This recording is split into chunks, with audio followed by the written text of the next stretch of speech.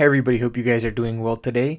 And I'm finally going to go over some of these DeFi platforms. We're going to talk about how to get your USDC or your DAI lent out. Additionally, I'll show you guys how to borrow money using ETH as collateral. Before I give you guys that tutorial and show you guys how to get started step by step, I wanted to go over the difference between protocols and the difference between what I call or refer to as wealth management interfaces. The best way to illustrate the point that I'm making is to look at DeFi Saver. DeFi Saver is what I would call a wealth management interface. The best way to conceptualize it is to think of protocols as Lego pieces. These protocols that are made have their own interfaces that are created by the developer team that came up with that protocol. But some of these protocols are open source, meaning that anybody can use that protocol without asking the team's permission.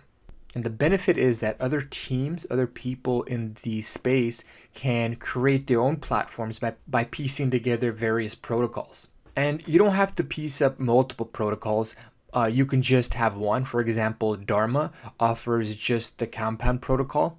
And so basically, if they're using that protocol, you're getting the same service, just a different look. So when someone's using the Compound protocol, basically they're providing you a different user experience. The look is going to be different. They're going to be tracking different things. Different data is going to be available to you. But when it comes down to the rates, the interest rates here, in terms of the rates, they're going to be exactly the same if they're using the same protocol. So if you're a fan of the Compound protocol, you like the interest rate that they're yielding, then it's just a matter of finding the platform that provides you the user experience that you're looking for. One good way to see if they're using different protocols is to look at the rates here. If the rates are the same, then it's very likely they're using the same protocol. If the rates are different, then they're using different protocols. And in this presentation, we're going to focus on lending protocols, but you do also have other types of protocols. For example, you have decentralized exchanges. You also have derivatives protocols like Syntax. So again, coming back to my Lego piece analogy, imagine this. Imagine each protocol, whether it's a decentralized exchange protocol, a lending protocol, or a borrowing protocol, imagine them individually as Lego pieces. What a wealth management interface does, they'll take these Lego pieces, they'll put them together, they'll give them a unique look. And that's what I mean by user interface. It's just a different look. And they'll add additional features. For example, they might make it easier to view how much money you've made, transaction history. They might make it more organized. And most likely what they'll probably do is they'll take feedback from the community and just come up with better iterations in the future. Now, Zerion is a VC funded project.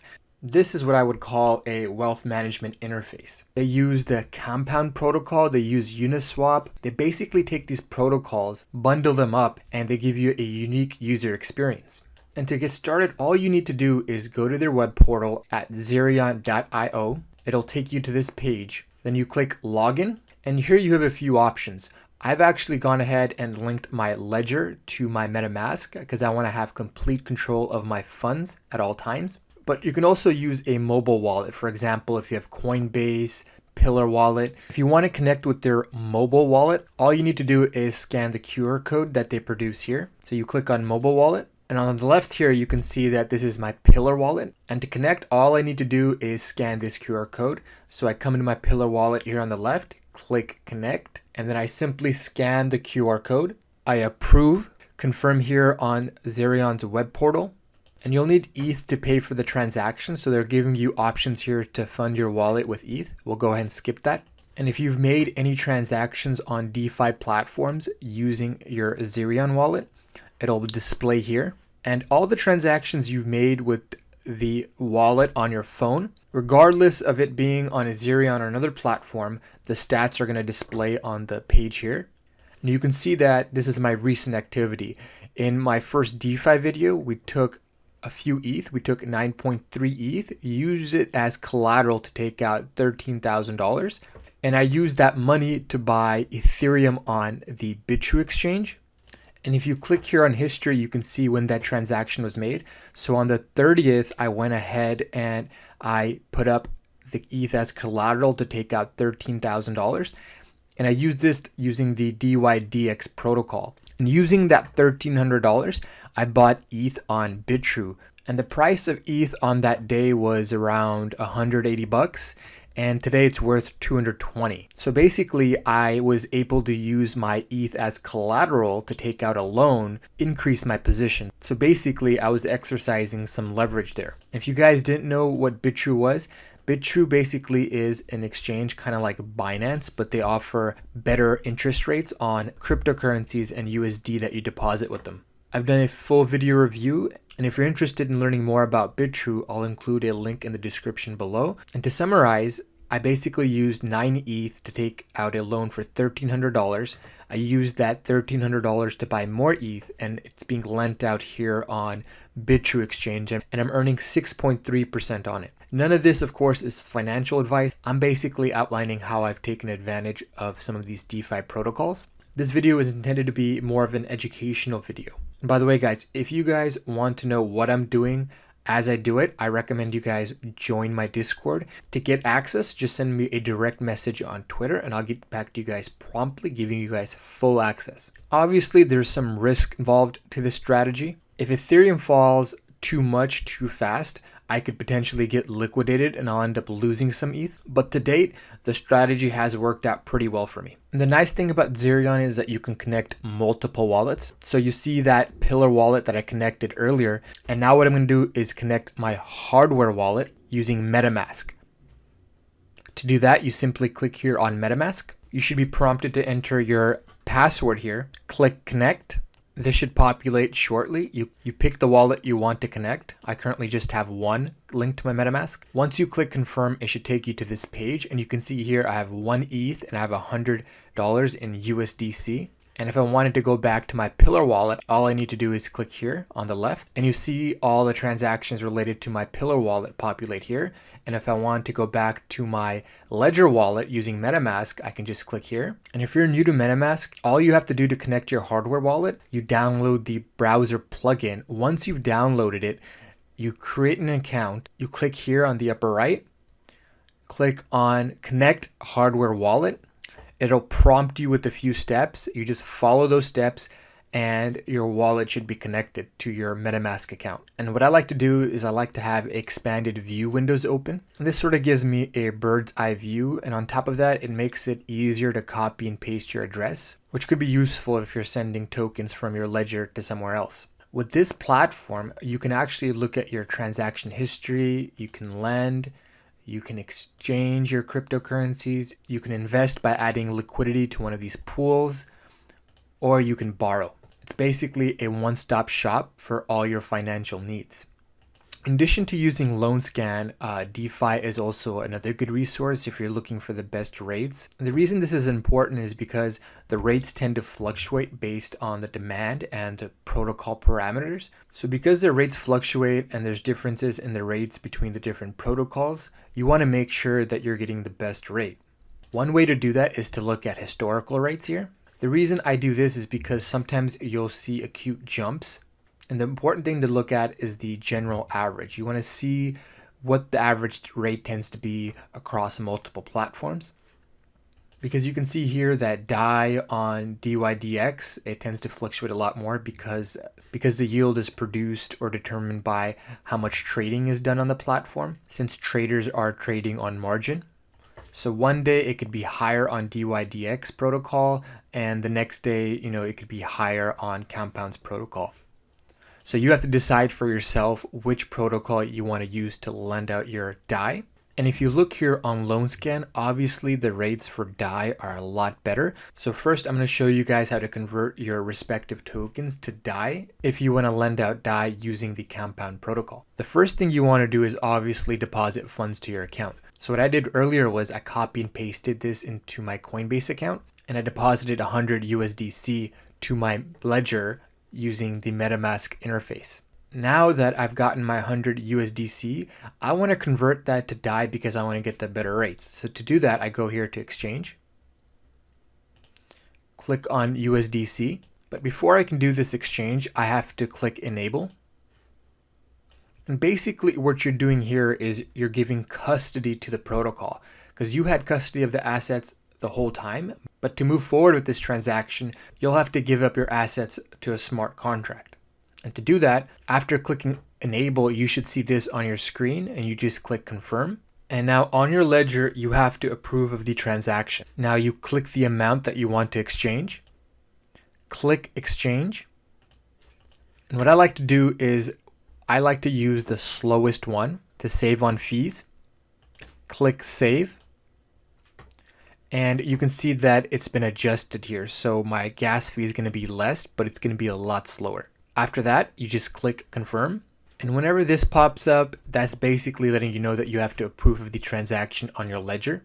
And you can see here the transaction is pending. And if you wanted to keep an eye on it, you can just click on check status. And here it's telling you that it's using Uniswap and you have a transaction pending. And as you can see here, my 100 USDC has been converted to DAI.